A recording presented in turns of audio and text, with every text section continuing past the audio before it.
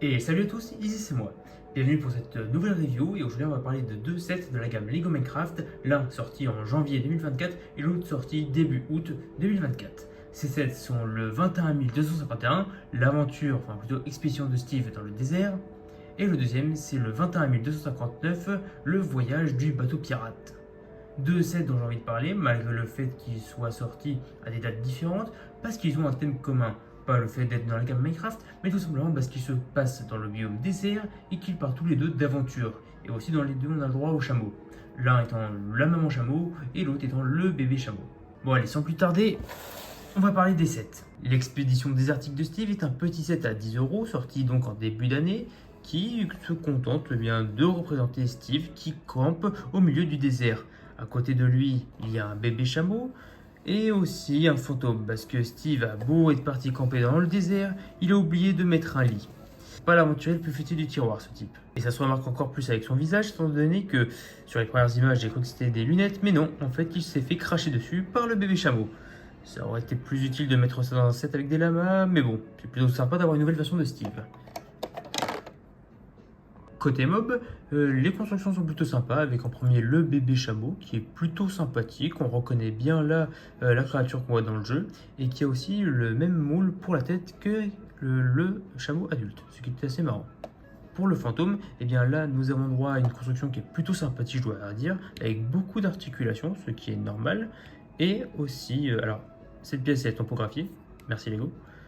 Et franchement, pour le reste, il n'y a pas grand chose à dire. C'est une figurine, enfin une construction qui est plutôt sympathique et qui possède un petit stand transparent afin de pouvoir donner l'illusion qu'il vole. Ce qui est vachement cool. Ce que j'aime bien avec les petits sets à 10 € de la gamme Minecraft, c'est qu'on a souvent des constructions assez sympathiques qui, en quelques pièces, nous font vraiment reconnaître un biome Minecraft. Et je trouve que c'est le cas avec ce petit campement dans le désert, c'est plutôt sympathique. Donc on a droit à un cactus, on a le droit à un petit feu de camp, une table de craft et un peu de végétation et d'eau aux alentours. Donc franchement, c'est petit mais c'est sympathique. Pour le second set qui lui est sorti en début août, eh bien on est dans le même thème de l'expédition et du voyage dans le désert avec cette fois-ci des pirates et leurs fiers vaisseaux.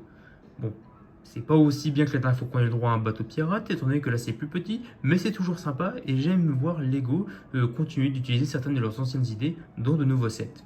Ici, parmi les figurines, nous avons le droit à deux pirates qui sont appelés respectivement Flibustier et Corsaire. Ces deux figurines sont très franchement très sympathiques. On reconnaît bien là des pirates qui partent en mer et qui essayent de piller tous les trésors et coffres qu'ils peuvent trouver sur Minecraft et dans les bases des joueurs. Et franchement, je pense qu'ils iront très bien avec la figurine du pirate qu'on avait dans le premier set pirate. Côté accessoires, c'est plutôt sympa. Nos deux boucaniers ont droit à des épées en fer, un poisson ainsi que deux morceaux de carapace de tortue. Côté animaux, on va retrouver donc eh bien, le parent chameau, un père, une mère. Écoutez, je ne sais pas vraiment. Et c'est une construction qui est vachement cool. Voilà le bébé à côté pour la différence de taille. Mais surtout, ce qu'on va pouvoir faire, c'est mettre les figurines dessus. Et ça, c'est plutôt sympathique. Niveau articulation, d'ailleurs, ce chameau est plutôt bien articulé grâce aux joints qui forment ses jambes. Bon, c'est un peu fragile, je trouve, mais en vrai, ça passe et on peut le faire s'asseoir. Voilà, regardez-moi ça, c'est plutôt cool à voir. Le second mob qu'on aura dans le set, eh bien, c'est cette pieuvre qu'on n'a pas eu depuis longtemps. Une construction là aussi très simple avec pièces topographiées, mais franchement, on reconnaît bien là le mob de Minecraft et c'est tout ce que je demande d'une construction comme ça, c'est parfait. Pour les grosses constructions de la boîte, je vais commencer par celle qui est la moins intéressante à mon sens. C'est ce petit ponton avec un cactus, de l'eau et un bout de sable. C'est pas grand chose, c'est sympathique, ça fait l'affaire, ça servira sûrement pour essayer d'agrémenter son biome désert, mais à part ça, il n'y a pas grand chose à dire dessus. Donc on va passer au bateau pirate. Construction qui là est un peu plus sympathique, moins grande que la dernière fois, il n'y a même pas de canon sur celui-ci, mais sinon dans l'ensemble, c'est plutôt joli, c'est plutôt réussi, et franchement j'aime bien. Donc les voiles, on garde le même coloris que la dernière fois, sans le drapeau pirate, et pour la forme, eh c'est à peu près similaire, avec une forme qui rappelle évidemment les bateaux de Minecraft, que ce soit les épaves, et même je trouve le bateau à rame. Le bateau repose aussi sur ces pièces lisses, qui permettent de donner un aspect bien de vitesse, j'ai envie de dire, enfin pour être sûr qu'il n'y ait pas de briques qui frottent le sol. Et pour le reste, le bateau est assez petit, je dois dire, mais il est assez sympathique. On a droit à une carte du monde, des lanternes et aussi au mât qui, étant donné qu'il est mis sur une pièce qui peut bouger, et bon, on pourrait très bien donner l'illusion que le mât s'effondre ou qu'il est cassé par une TNT. Alors évidemment sur Minecraft ça se passera pas comme ça, sauf s'il y a un mode, mais je trouve que c'est quand même sympa et ça rajoute de la jouabilité à ce jeu. Cependant, c'est quand même marrant de noter que sur la boîte, eh bien, Lego nous indique qu'il faut combiner ce set avec le 21261, la forteresse du loup. C'est logique étant donné que les deux sets sont sortis au même moment, sauf que l'un est dans un biome. Alors je sais que c'est la forêt, mais je sais plus c'est laquelle. Il faudrait que je marque si je me souviens. Et donc on est juste à côté d'un désert. Alors j'imagine que par rapport à Minecraft c'est normal vu que des fois on a des biomes qui se coupent directement l'un à l'autre.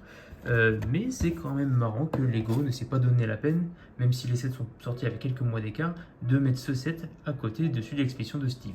D'une certaine manière, je pourrais comprendre, étant donné que les deux sets ne fonctionnent pas réellement ensemble, il n'y a pas vraiment de moyen de les assembler, vu que c'est deux très petites constructions pour les parties du désert.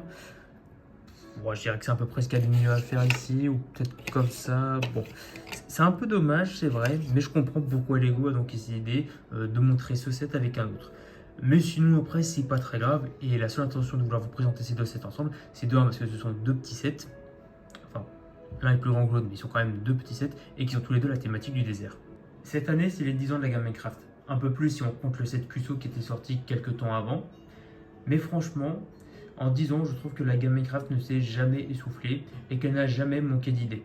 Je repense encore au set des premières vagues qui représentait vraiment les débuts d'une partie sur Minecraft avec les petites maisons et les débuts d'une survie et qui a progressivement avancé vers tout ce qu'on pouvait faire en créatif mais aussi avec toutes les mises à jour que le jeu a apportées. Et c'est pour ça que j'aime bien la gamme Minecraft, c'est parce qu'elle ne s'est jamais essoufflée. Elle n'a jamais perdu en créativité et a toujours amené vers l'imagination. Parce qu'en soi, c'est ce que Minecraft fait à la base. Et donc avoir le combo entre Lego et Minecraft, deux médias qui amènent à penser créativement, à utiliser son imagination, et bien pour moi c'est le combo parfait et c'est pour ça que depuis 10 ans je trouve que c'est une gamme parfaite. Est-ce que c'est la meilleure gamme Lego? Non, clairement pas. Est-ce que c'est la meilleure gamme tirée d'un jeu vidéo? Clairement je pense que oui, étant donné que les autres ça n'a pas toujours été des réussites. Avec ces deux sets, même si bon c'est des sets assez petits, j'aime juste montrer que Minecraft et Lego, c'est un partenariat qui marche vraiment et que la gamme Lego Minecraft est à mon sens vraiment parfaite. Merci d'avoir regardé cette vidéo. Si elle vous a plu, n'hésitez pas à vous abonner et à activer la cloche ainsi qu'à liker cette vidéo. C'était Claude Prod et on se dit à une prochaine. Salut!